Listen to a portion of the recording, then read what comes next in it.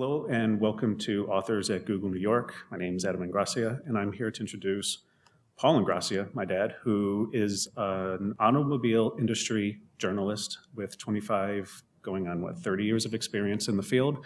He won a Pulitzer Prize for his coverage of the GM situation, 1993 situation. And won the Gerald Loeb Award at the time. He's a regular contributor to the Wall Street Journal, to MSNBC, CNBC, and has appeared recently on Meet the Press, The Daily Show, and other fun outlets, including now Google's Authors in New York. So with that, Paul Ingrassia.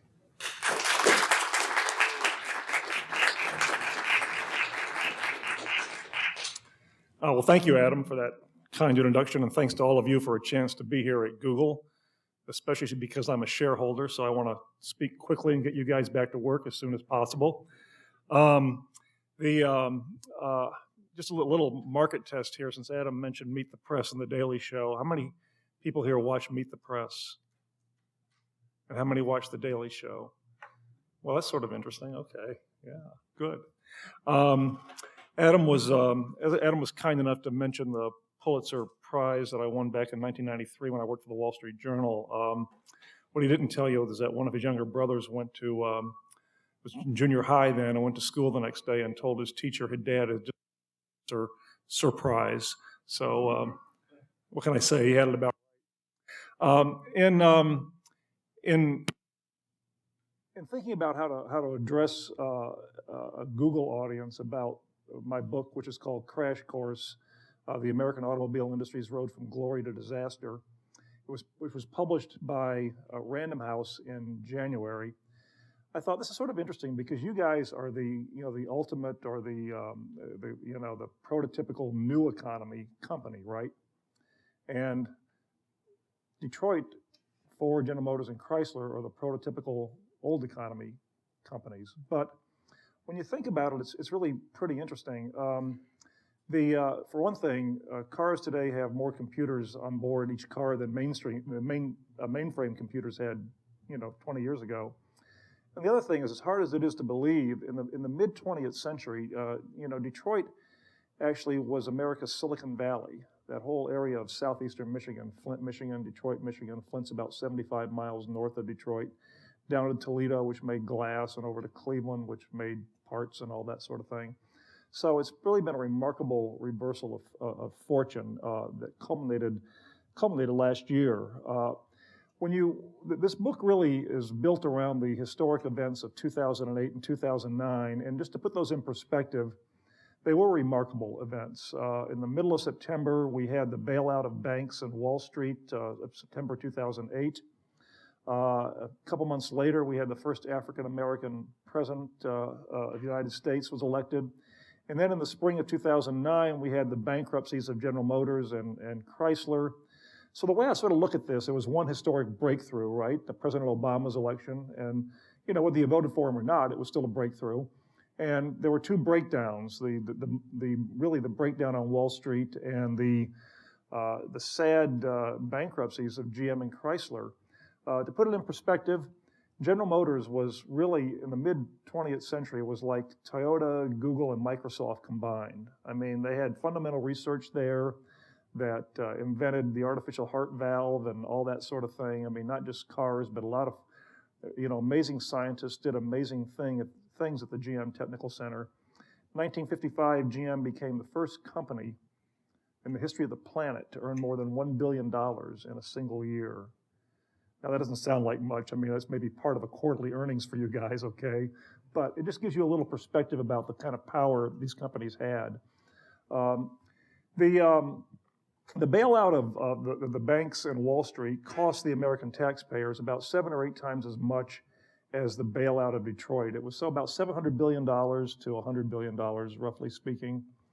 But there's a complete difference in how these things impacted America emotionally. I mean, cars are really part of America's psyche and America's soul.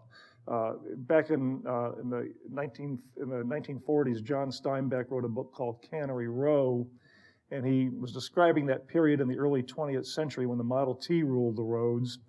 And he said most babies of the period were conceived in Model T Fords, and not a few were actually born in them. After the war, after Second World War, America really changed very dramatically. Suburbs grew up really right here in New York, with Levittown, Long Island being one of the first. The motel industry, the national motel chains were founded. The first one was called Holiday Inn, founded by Kemmons Wilson near Memphis, Tennessee. You had the interstate highway system, and of course you had Ray Kroc in the 1950s bought McDonald's and built it into a nationwide, now even a global powerhouse.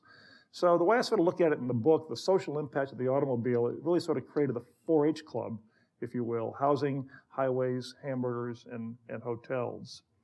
And again, banks, no one ever wrote songs about banks, and celebrated them in music and movies and anything like that.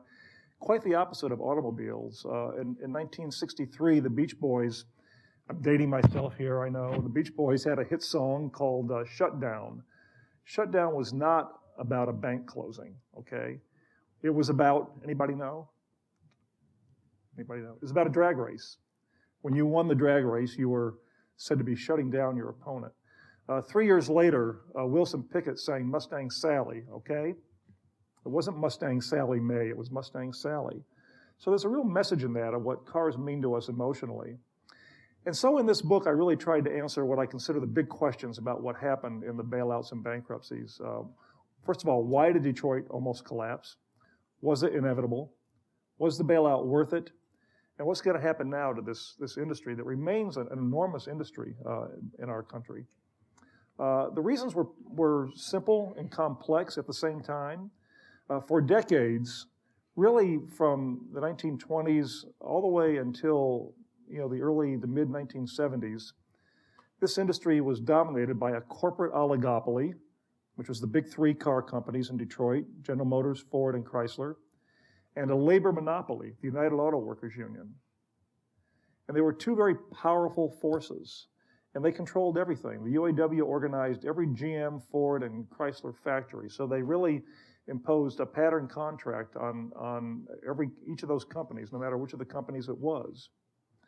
And these powerful corporations and this powerful union had enormous unchallenged power. So basically, any time that there came to be a union request for more benefits or wages or whatever, the car companies just said, okay, we'll give it to them because we can pass it through to consumers. There's not really any competition here. They got to buy cars from us. There's nobody else to buy them from. The only other cars you could buy really were these little weird things called Beetles, Volkswagen Beetles. And not many people bought those. So really this enormous unchallenged concentration of power was something that made billions of dollars for the car business over decades.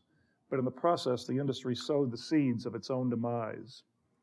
Let me give you a brief history of the industry, because this book is sort of 2 books in one. It's sort of a capsule history of the car business. And the last third of the book is a blow-by-blow of what happened in the White House and in Detroit and other places that produced the bailout in the bankruptcies of these companies last year. Ford took the lead in the industry with the Model T, launched in 1908. The Model T, think of it as the first social networking device, if you will. What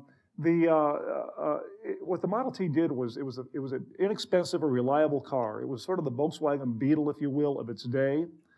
The Model T Ford freed American farmers from rural peasantry. I mean, they were isolated before that. All of a sudden, they could go into town. There's this great apocryphal story of a social researcher who goes out to a farmhouse, an isolated farmhouse, and says to the woman who lives there, says, I don't get it. You don't even have indoor plumbing, but you have a Model T Ford sitting out in front of your house. Why is that? And she said, it's pretty simple, buddy. You can't go to town in a bathtub, okay? So that sort of explains the importance of this. In the late 1920s and 30s, Alfred Sloan, the CEO of GM, came along with another idea. He said that cars are not just for physical mobility, they're for social mobility. So in other words, the kind of car you own is going to be an expression of your status in life, your status in your community. He created this hierarchy of brands: Chevrolet, Pontiac, Oldsmobile, Buick, and if you were lucky enough and one of the elite few, you'd drive a Cadillac. and led to the old joke about everybody's last ride in life is a Cadillac, because they made hearses, on Cadillacs, if you will. In the 1930s and the 1940s, the UAW organized the industry. There was a series of violent strikes, Flint, Michigan, and Detroit. But the UAW succeeded in organizing these companies. And then came the glory years of the Corvette. The Corvette was developed in 1953. Tail fins came along, later on in that decade. Anybody ever seen those huge, like George Jetson tail fin cars in a museum or online somewhere? I mean, they're stunning. They're gorgeous, actually, but little impractical, but they're great. The early 60s, the Mustang came along, and then muscle cars with the Pontiac GTO, and you had these, crazy sort of scenes where in Chicago there was an industrial park where the kids used to gather at night and race their GTOs and their, Chevy SS Super Sports and all that against each other. And the fire department got so worried about it, they decided to put an end to it. They came in every night and they hosed down the roads in this area so the kids couldn't race. But it was a fascinating time. It was the peak of the American Detroit automobile industry. Then came the 1970s. Now again, I'm going to date myself here. I don't know how many of you were around in the 70s, but the 70s were not a good decade for America. I mean, we had defeat in Vietnam. We had Watergate. We had two oil crises, 1973, 1979. We had bell-bottom pants. We had the Brady Bunch. We had Donnie and Marie. I mean, all these terrible things were going on, right? And they were not good for the auto industry either. In 1970, there was a landmark 67-day strike at General Motors.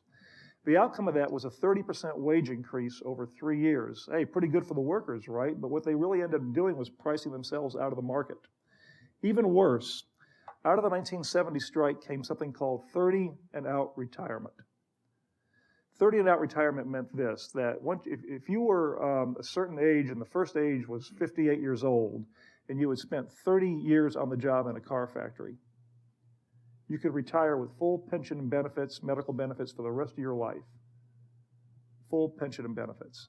And that was, initially the minimum age was 58, but a couple years later the minimum age was completely abolished. So think about this. You started in a car factory at 18, they'd hire you right out of high school. You'd work till age 48, you had your 30 years in. If you lived until age 78, you could collect full pension and benefits for longer than you actually spent working. And by the way, medical advances were happening all the time, so more and more people were living to that age. And all these obligations just grew and grew over the years. Detroit put out some pretty shabby cars in those years, the Vega and the Gremlin and the Ford Pinto. I mean, they're all sort of infamous cars in the history of Detroit. And the Vega was built in a factory in Lordstown, Ohio, where labor management relationships were so hostile that there was actually deliberate sabotage going on. One of the favorite things they would do was the workers would, when a car came off the assembly line, they'd stick each car got a key in the trunk. You got a key in the ignition, you got an extra key in the trunk. And that little keyhole in the trunk, they'd snap off the top of the key so you couldn't open the trunk. I mean, it was awful. And then, of course, people got turned off by these cars. As a result of this, the Japanese got a toehold in America with the two oil crises in 1973, 1979. The Japanese cars started coming in, and people bought them because they were the only fuel-efficient cars. But then, as it turned out, they liked them because they had a lot of quality to them. They lasted. A few years later, Honda actually decided, Honda was a pipsqueak company in Japan, like the 6th or 7th largest car company. It was nothing. They only decided to start building vehicles here out of desperation because they were too small to really prosper and expand in Japan. It was dominated by Toyota. So they actually started in 1979 building motorcycles in Ohio. It was sort of a test case to see if they can get along with American workers. Worked beautifully. American workers, properly managed, were dedicated and productive. So a few years later, they built a car factory, and in November 1982, they started building cars in America. And it was a landmark in the history of American business and in globalization, by the way, because it was the first successful foreign car built in America was the Honda Accord. A few years later, the UAW tried to organize this Honda factory, which is in Marysville, Ohio, not far from Columbus, and the workers voted no. And so what happened as a result of all this was the big three oligopoly was broken by the Japanese growing presence in America, and the UAW labor monopoly was broken because all of a sudden there was a major car factory that wasn't represented by the UAW. So then came the 80s, sort of a decade of repentance, renewal, and relapse in Detroit. Chrysler had a brush with bankruptcy, was bailed out by the government. That was our first government bailout, by the way. So they launched the K-cars, a new kind of vehicle called the minivan. Adam probably doesn't remember, but we had a minivan when he was 6 years old and his twin brothers were 4. It was the perfect vehicle for a family with 3 kids because the kids could sit apart. There was a demilitarized zone between them. It was great. General Motors launched Saturn as an attempt to reinvent itself and to really get along with labor. And if you read the Saturn Memorandum of Understanding between the union and the company, it's pretty moving. I mean, the words are up there. You can read them yourself, but it was a very moving, ennobling document.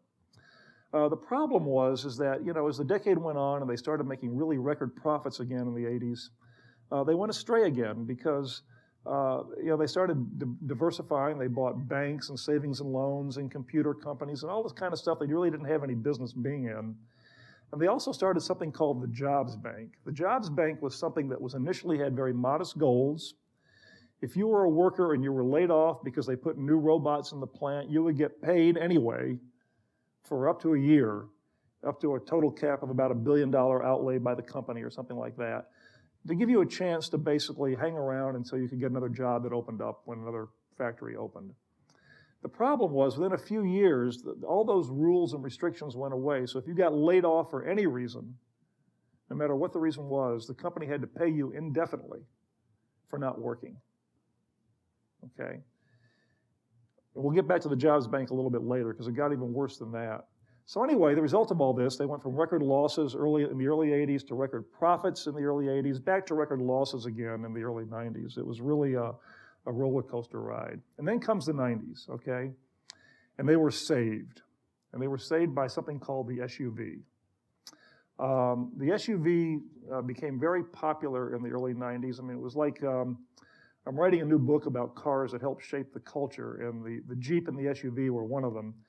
And the chapter that is titled How to Look Like You're Going Rock Climbing When You're Really Going to Nordstrom's. Okay? So that explains the appeal of the SUV. Okay? I'll just leave it at that.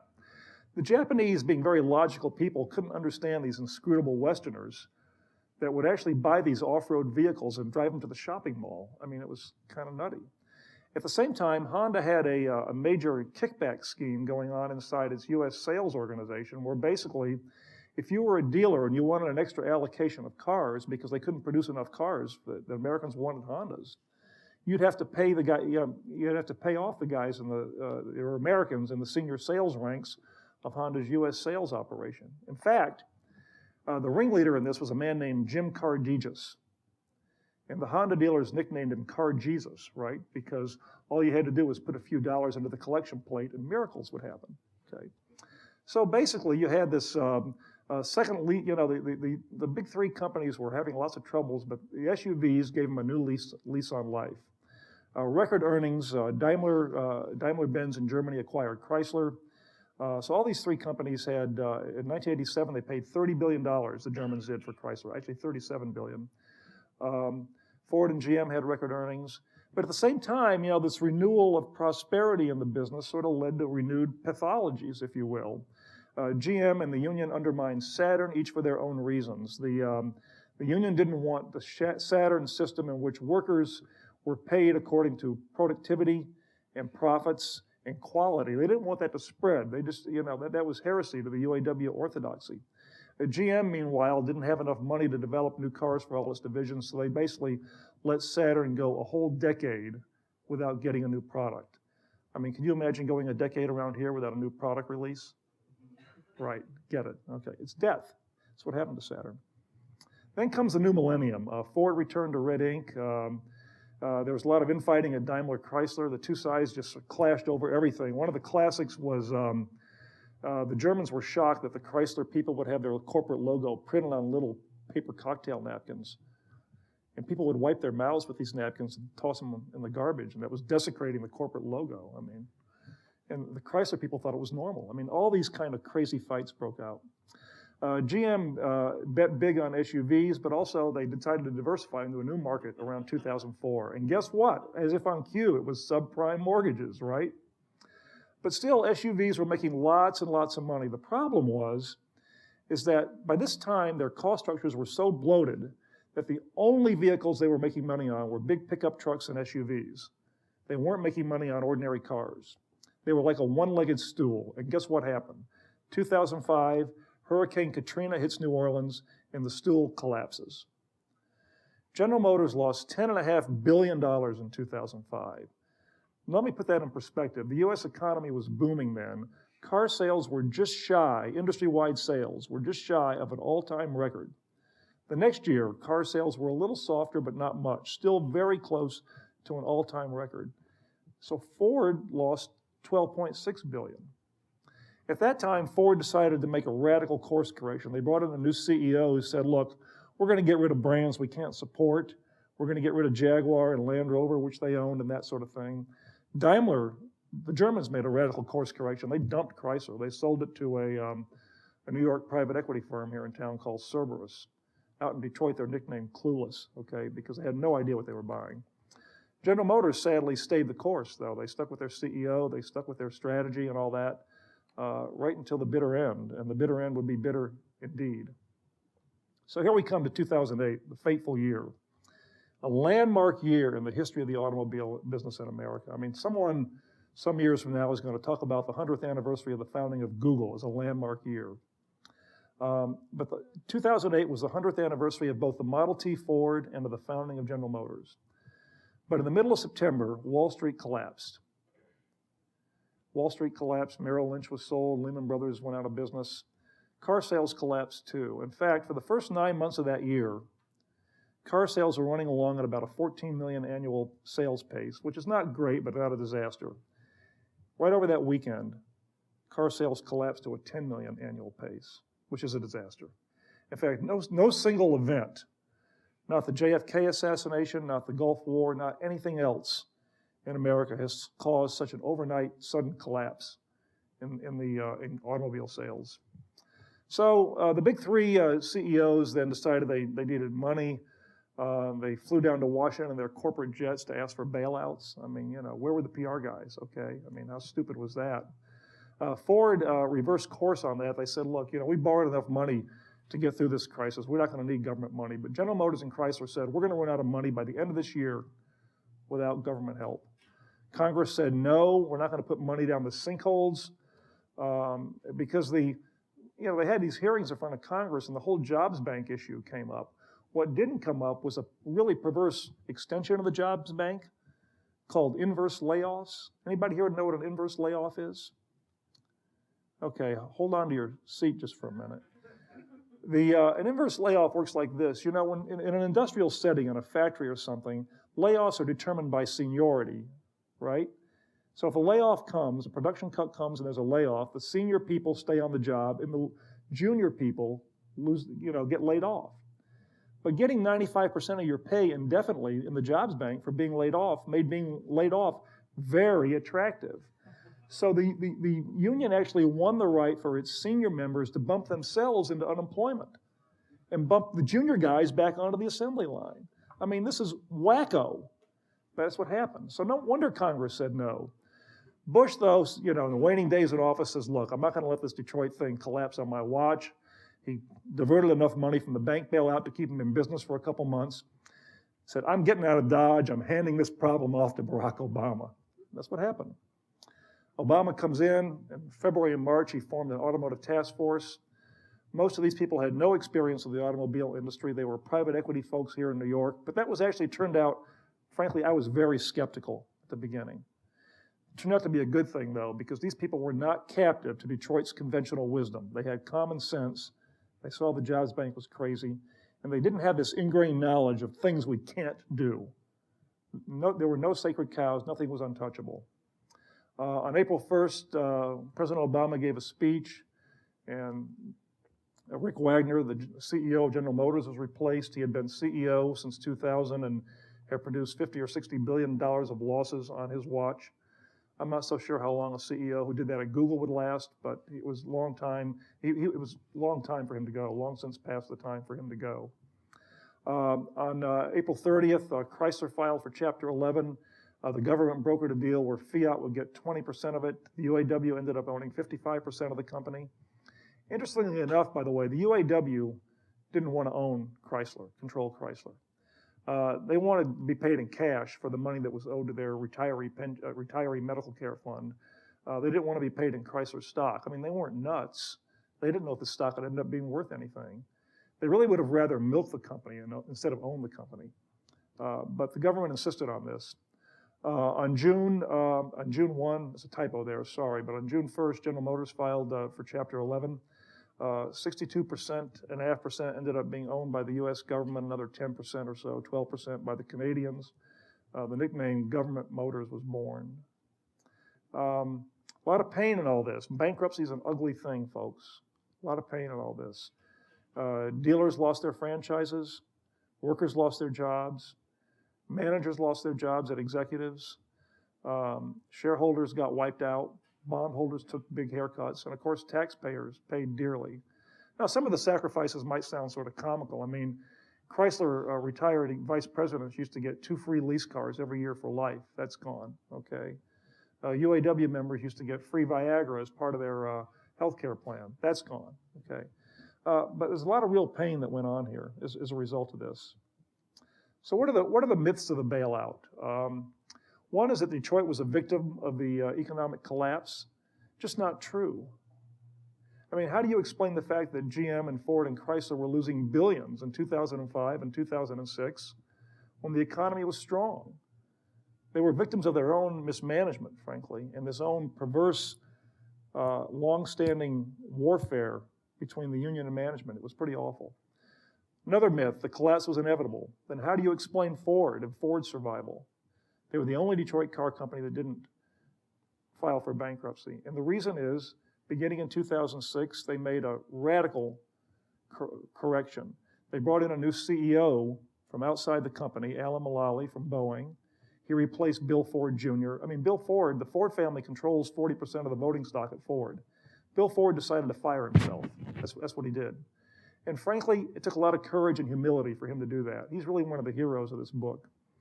When Alan Mulally came in, he said, we're going to borrow everything up to the hilt. They even mortgaged, the blue oval logo that Ford has. They mortgaged everything to raise money to finance a turnaround, and it's working, by the way. And they also, they didn't go out and need government money.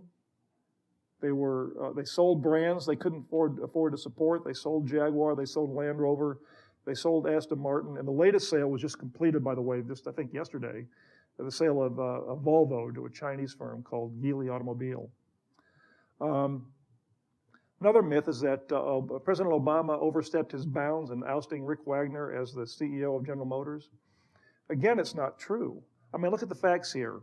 Anytime that a company is going into bankruptcy and gets restructured, the lenders, the people who provide the debtor in possession financing, they call the shots. I mean, they're controlling the company now. And any lender, any private industry lender that came in, any private sector lender would have insisted on new management at General Motors. Basically, the president did exactly the same thing as any private sector lender would have done. Another myth of the bailout, Chrysler secured creditors only got about 28 cents on the dollar on their debt, even though their debt was supposedly secured. Secured means you get paid off at the top of the line, 100 cents on the dollar, in the event of a corporate collapse. But the truth is, these guys got more money, far more money in the settlement that the government took into the bankruptcy courts than they would have gotten if Chrysler had simply liquidated. They would have gotten virtually nothing if Chrysler had been liquidated. The fact that the government helped reorganize Chrysler gave them about 28 cents on the dollar, which is far better than they would have done. And don't forget, bankruptcy judges and the U.S. Supreme Court approved this settlement. So obviously it conformed to American rule of law. And finally, another myth of the bailout is that UAW won. And again, they didn't want control of Chrysler. They wanted hard, cold cash. The government forced them to take control of Chrysler for their healthcare fund. So I think there's a lot of myths that need to be cleared up about this whole situation. Now for the big question. Will it work? Look, frankly, a year later, it's working better than anybody expected. Ford is now profitable. GM and Chrysler are now modestly profitable, right around break even. GM is going to do an IPO probably later this year. The government will be able to sell some of its shares at an initial public stock offering, and that'll allow the taxpayers to begin getting repaid. The GM IPO and the Chrysler IPO are going to be classic, by the way. I mean, you know what this means? This means the Wall Street banks that went broke are going to take public the car companies that went broke. I mean, is this a great country or what? But that's going to happen, and that'll be the beginning of us getting repaid, we taxpayers. I mean, that's our money. I mean, you guys work pretty hard, so do I. I mean, I don't want my money going to people who can't manage a business right. The future structure of this industry, there's not going to be a big three anymore. There's going to be a medium six. I mean, Ford, GM, Toyota, Honda, Nissan, maybe Fiat Chrysler, maybe Hyundai, or even Volkswagen. They'll all have between 10 and 20% of the U.S. market, unlike the glory days of the auto industry when, in the 50s and 60s, when GM had more than half the market and everybody else divided the rest. Those days are gone. This is a story, I think, filled with lessons, and if I can maybe be a little provocative, you guys are one of the greatest companies on earth, but so was General Motors a half a century ago. And you saw what arrogance and hubris did to GM and to Chrysler and almost did to Ford. And arrogance and hubris, by the way, do not know industry bounds. They do not know national bounds. I mean, the latest company that fell victim to it, well, a couple of companies really. Toyota, their quality began to deteriorate really about 5 or 6 years ago before all this uproar happened over sudden acceleration. So it's just a good lesson in human behavior, really, to be wary of. The other thing is, look, I'll make a confession here. I'm a Republican. I'm a free market guy. I didn't vote for Obama. I think he did the right thing on this. I think if he would have let General Motors and Ford simply collapse in the middle of the economic crisis last year, I don't think we'd be seeing the bottom yet of the recession. Just think of all car dealers across the country would have gone out of business, advertising agencies here in New York, the accountants that deal with the car dealers and the ad agencies, and the doctors that provide health care to all these people who are employed by the dealers and the accountants and all this sort of stuff. The ripple effects would have been just catastrophic. So, to be blunt about it, I'm a conservative guy, but I'm a journalist first, and you really got to keep your mind open when you go in and look into a situation. And the president and his people did the right thing here. That being said, here's what worries me. I mean, we're a country that is running unsustainable federal deficits, $1 trillion or more in the last couple years. America came in and bailed out Detroit. So the worry in the future is, look, if we keep relying on the Chinese government to buy U.S. debt because we're running deficits, because we're spending more than our means, I'm not sure there's anybody in the future that's going to step up and bail out America. That's a good lesson to keep in mind, too, if you will. So with that, I just want to say thanks for being a great audience, and I'll be glad to duck or answer any questions if I can.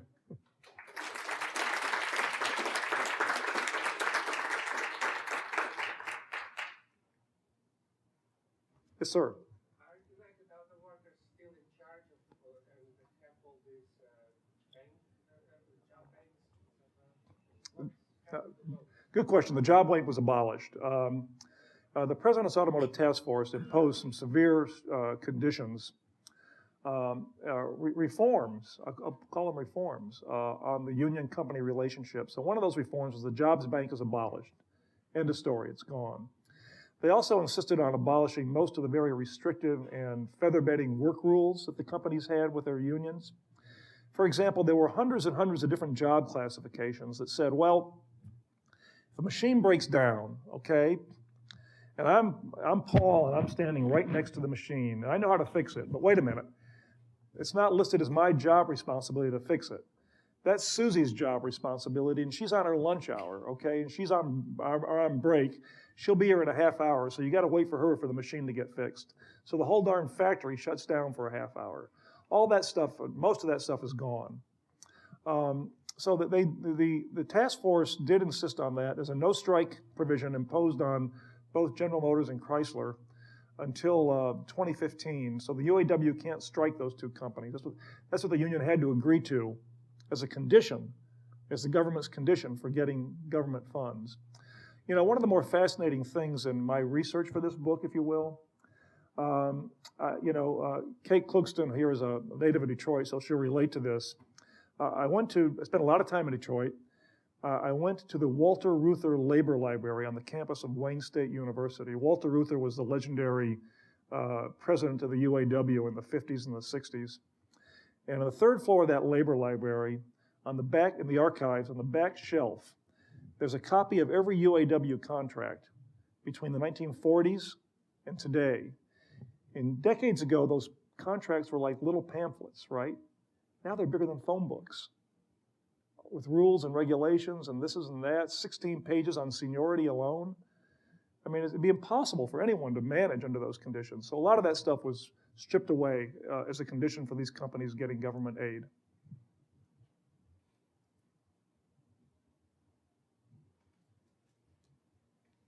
Yeah, I'm sorry, yes. Oh, all right, hi. I was just wondering what your thoughts were on as GM sort of comes back. There's a recent story about them buying, I think it's AmeriCredit. Yep. And focusing on subprime loans again.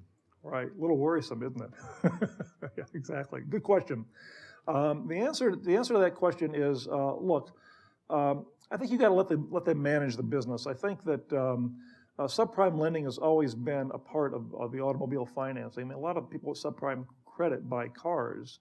Now, the trick is you got to price for it correctly, and you can't just pass out money to everyone. So it really depends on how well they manage this business once they get a hold of it. But as part of their restructuring, actually the old General Motors, before they went into bankruptcy, sold off control of GM, what was then called GMAC, which was its credit arm, the one that went into subprime housing lending. And so that's now known as Allied Bank. And Allied Bank is regaining profitability. They just reported earnings this morning when I was taking the train in, as a matter of fact. But they haven't repaid us taxpayers yet either, okay? So I think that the new General Motors, I think, is making some smart moves. One of the most interesting things to me is that of the top 15 executives, only one of them is in the same job there, and even still at the company, as was before the bankruptcy. And half of the top 15 people are now under the age of 50, which, by the way, makes them older than the average Cadillac and Buick driver, but that's another problem. So guardedly, they're doing well. They're not out of the woods yet, though. Yes, sir. Hi. If I understand your thesis, it was basically that this didn't have to happen, and that to the extent it did at GM and Chrysler, it was because of bad decisions and bad management made it at a very upper level. Right. Now, the traditional thought on that is that this is not supposed to happen because the owners, i.e. the stock market, the investors, are going to manage the managers, that they're going to fire underperforming bad managers, especially if they underperform and lose billions over a period of multiple years. Clearly, this didn't happen here. You know, what's supposed to be the check on this process failed. Is there something unusual about these two companies, or is the conventional wisdom that we can rely on the stock market and stock owners to manage the top-level executives flawed? And if so, are we, is every other large company over a long period of time potentially at risk for this sort of problem?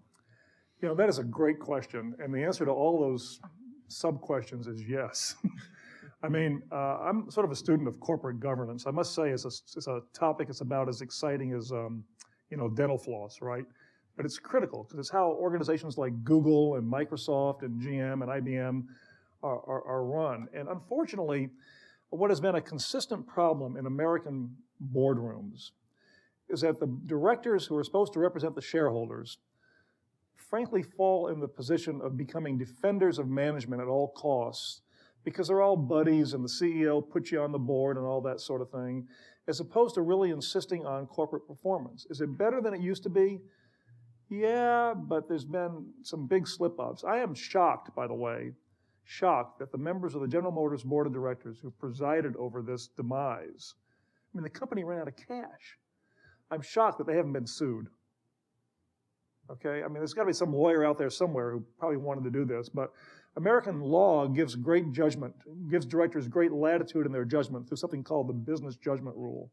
It's hard to win those suits, which probably explains it. Here's the other fascinating thing.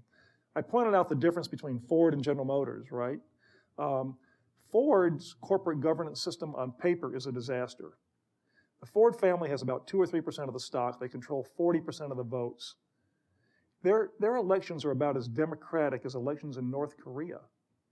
I don't think anybody calls Bill Ford Jr. dear leader, but you know, it's the same idea, right? Okay.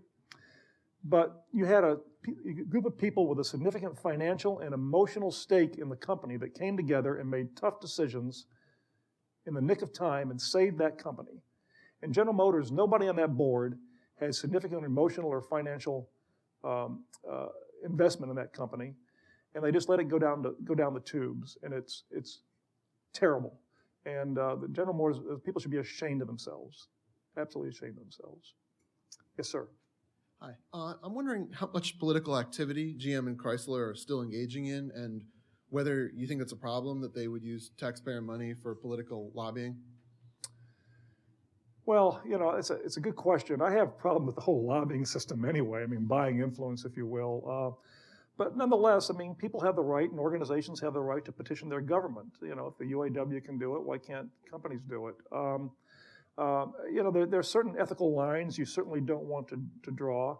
I think by and large they are staying away from overt political activity. But of course, their own, you know, General Motors is owned by the government.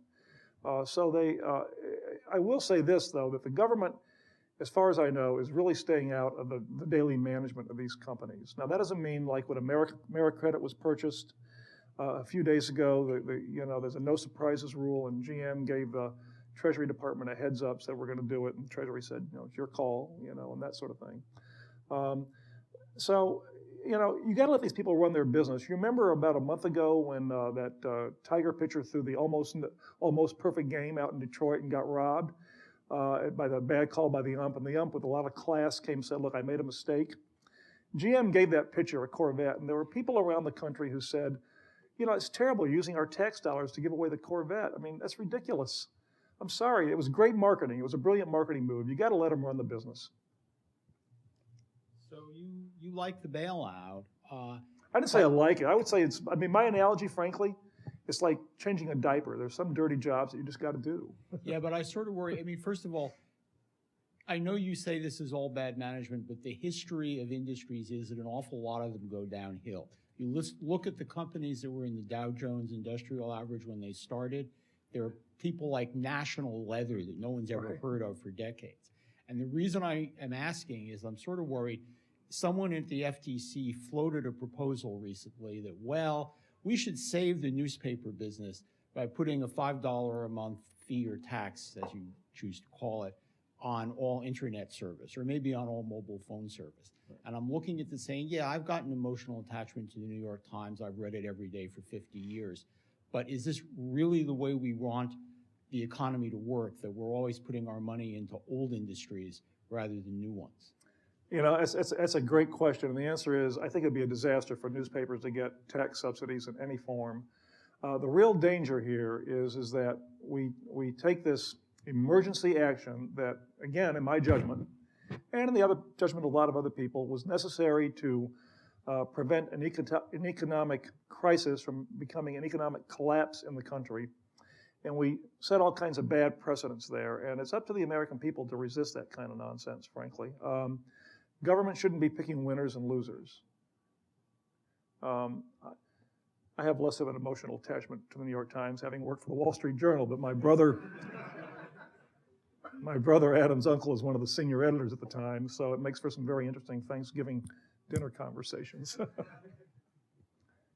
Given that the UAW's perverse set of incentives were a good chunk of what got things down, and that it seemed to me that making them take a big chunk of Chrysler was a good idea, why didn't they get a big chunk of GM too, so that they would have their incentives would be better aligned there as well. They do have a big chunk of GM. It's just not as big. They have, I think, about 20% of General Motors, which is it's just not as big. And the basic thing is GM was so much bigger that the value of what GM owed the union for its pension fund for such a large company wasn't nearly as much of the company as it was for Chrysler. So it was really a mathematical equation, what it boiled down to. Good question, though. You said you were a free market guy, and I was wondering what your view was for the Cash for Clunkers program, and whether you think that it was as big of a success as it was being touted. I think it was a disaster. It was overreach. I'll give you a story. One of my neighbors down in Florida, where I live in the winter, he took advantage of a loophole in this program to get a new golf cart on Cash for Clunkers. He doesn't know whether to be embarrassed about it or proud of it. To be honest with you, no, it was overreach. I think the danger in all these sort of things is you don't know where to stop, and that was a bad thing to do. You touched on it kind of briefly before, but the 80s bailout of Chrysler, would you say that worked out well? Was that a good idea if you were Ronald Reagan in 1982 or whatever, or not a fan? Or it's a great question, the 1980 bailout of Chrysler. It was actually started under the Carter administration. And then when Reagan won the White House, he basically had to figure out, hey, do we continue with this on this road or not? And they decided to do it. Again, strict conditions were imposed on Chrysler. And here's the remarkable thing about that. The U.S. taxpayers actually made money on that deal. We as a nation made about $400 million on that Chrysler bailout. And the reason is that at that time, what the government got, the government in that case did not provide any direct loans to Chrysler. It provided guarantees of loans made by private banks and private lenders. But in return for those guarantees, the government got warrants to buy Chrysler stock. When the K car came out, the Plymouth Aries and Dodge Reliant, and then the minivans came out, Chrysler stock went from like 2 to 60. Sort of like Google, in the early days at least. And let's hope again. But the government made a lot of money on those warrants. Actually, one of the most outrageous things, though, was Lee Iacocca, CEO of Chrysler, thought the government was making obscene profits on Chrysler stock, even though the government had saved the company. So he called the Secretary of the Treasury and said, you ought to not exercise those warrants. You ought to just let them lapse. And the Treasury, they got in a shouting match, and they said some words that I can't say on TV, even Google internal TV. But anyway, we made money on that deal. So a question I always have about the financial bailouts, and I think it applies to the car as well, is there anything that can be done to make sure we don't get in a position where the government has to bail out? Like, I also agree that maybe it was the right thing to do, but what can be done to just put rules in place now so that this situation could never arise again? It's another great question. The problem is, I don't think there's no guarantees in life, okay? I mean, there's no guarantee that I'm going to walk out and, get home safely.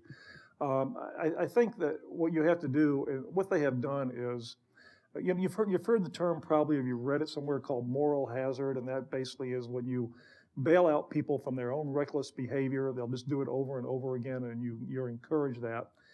I think what the government did right here, even though there was a bailout, there's a lot of pain inflicted by these people on everyone involved. I mean, dealers lost franchises, workers lost jobs. One of the workers in my book is a really nice guy out in Belvedere, Illinois, a town near Rockford.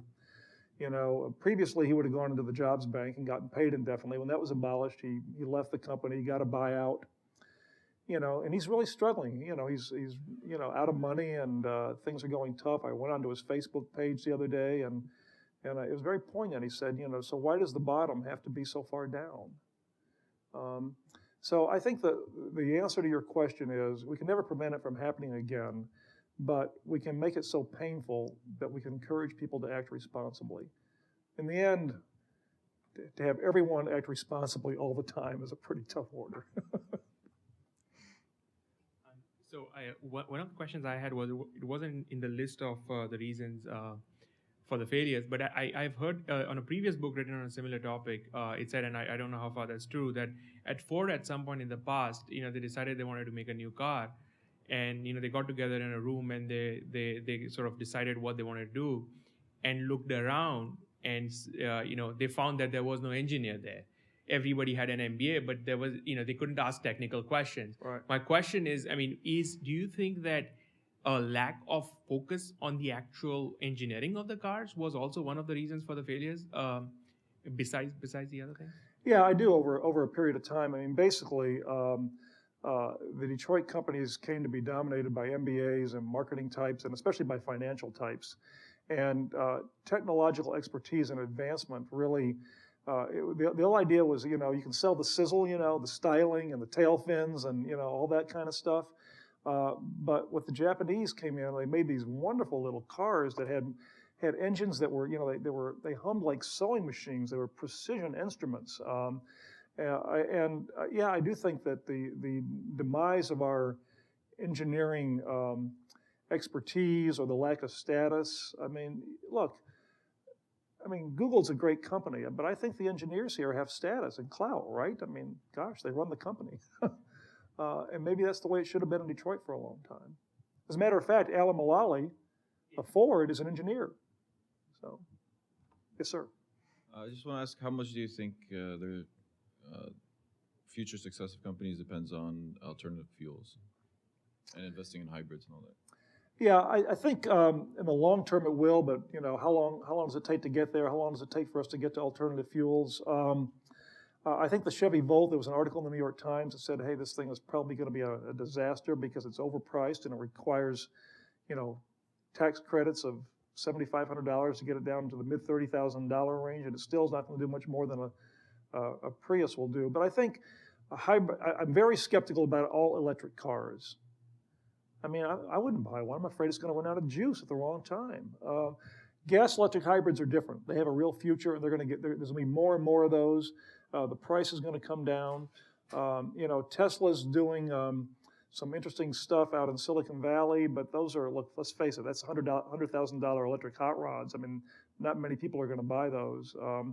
One of the GM factories that was closed as a result of the bankruptcy and restructuring is down in Delaware, and that's been sold to Fisker, which is doing, high-tech hybrid sports cars. So, these things are really on the agenda, and it really all depends on the price of gasoline. I think that the government really wanted, look, there's only 3 times in the history of the U.S. car industry that people have moved from big cars to smaller ones. 1973, the first Arab oil embargo. 1979, the Iranian oil crisis. In 2008, when oil went to $170 a barrel or whatever.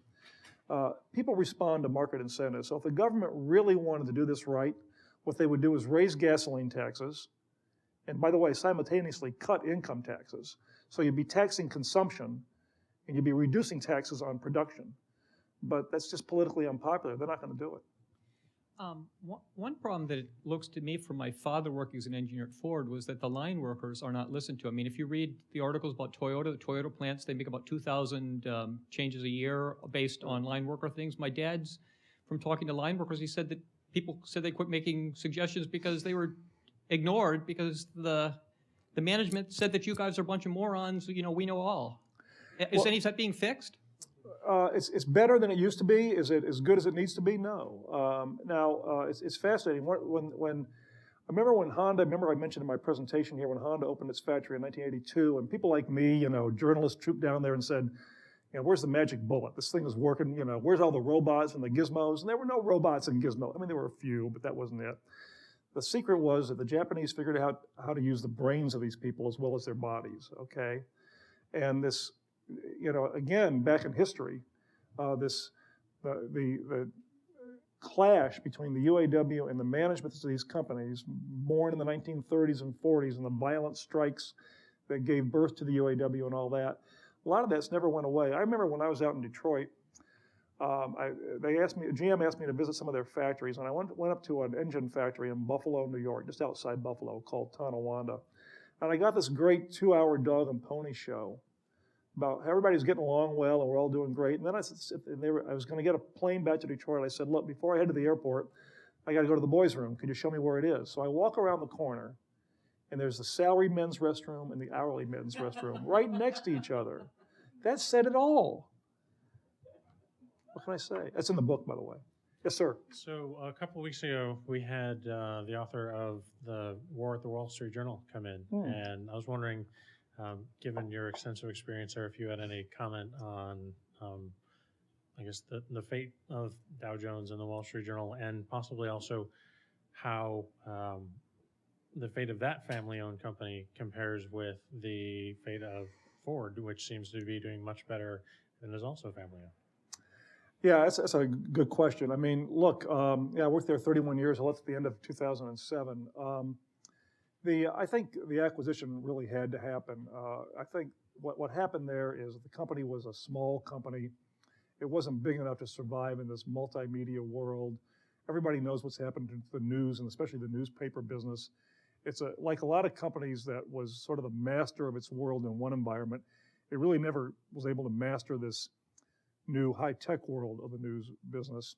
The family brought in new leadership in the last couple of years to try to change it, but unlike the Fords, they got the wrong guy instead of the right guy. It's pretty simple. I mean, and there was no assurance, by the way, that Alan Mulally was going to work out. The difference was that, Rupert Murdoch came along and said the stock's at 35, I'll pay you 60. For me, that was a pretty good deal, to be honest with you. That's why I can write books instead of go to an office every day. But I think it had to happen. The paper, I can't say it's better or worse now. It's certainly not a business newspaper anymore. It's much more of a general interest newspaper. Rupert Murdoch said from the beginning he wanted to make it a direct competitor to the New York Times, and so he's doing it. And how well is that going to, what's that going to do? Will that expand its appeal? Or will that, turn off the loyal people who really want a business-focused newspaper? Will it create a new opportunity for the Financial Times, which remains a business-focused paper? All those questions are yet to be answered. Well, we'll see. Two quick follow-up questions. One is... I like your shirt, by the way. Oh, thank you. I didn't plan this. My wife's from Detroit, and I go there often. There's no rush hour in Detroit anymore, by the way. Yeah, sadly, yeah. Yeah. One is, I wonder if there's a wonderful book on what it's like to work on the line, Rivethead by Ben Hamper. Right, yeah. Do you know him? Have you met him? I don't know him, but it's a great book. Yeah. Yeah. And the other is if you just comment on the phenomenon of peak oil, which seems to be pretty much going along as predicted. I'm sorry, peak oil? The world oil production is getting set to, or maybe has nosed over. Yeah, I'm not an oil expert, but I do know that, look, I mean, again, it's sort of, the marketplace responds to economic messages, right? So, I mean, I think there's lots of oil out there. The question is, how much does it cost to produce it? I mean, how much does it take to all those, tar sands up in Canada? Can you, dig up all that oil-containing sand and squeeze, like a big wringer and squeeze the oil out of it and all that? But that's a lot more expensive than it is than pumping oil out of Oklahoma or Saudi Arabia. So that's why I think that over time, hybrids and other less oil-dependent vehicles will be important, but it's going to take a while because right now the advantage is still going to the Shell station. Thank you for coming today. We really appreciate it. Oh, well, thank you, Kate. A lot of fun. Good questions.